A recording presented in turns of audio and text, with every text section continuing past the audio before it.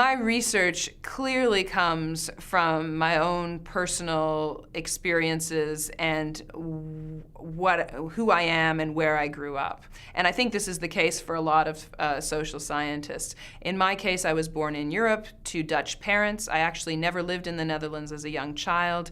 We moved around to a number of countries. We lived briefly in Greece and Spain and in England.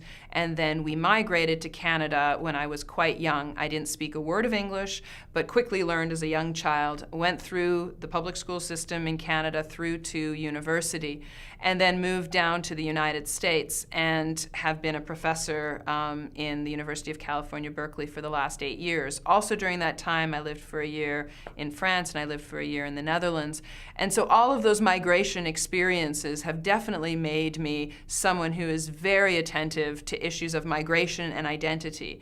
And I sometimes don't know how to answer this question, who are you? And so last year when I was in the Netherlands, I was on sabbatical and affiliated with the Center for Ethnic and Migration Studies at the University of Amsterdam. People would ask me, well, where are you from? And it would be a very hard answer. And so I finally came down to, I am North American of Dutch background. But it's a hard thing to do. And I think it's going to get increasingly hard as people just become even more mobile. At the same time, in the US context, I continue to say that I'm Canadian, even though it's been 16 years that I haven't lived there.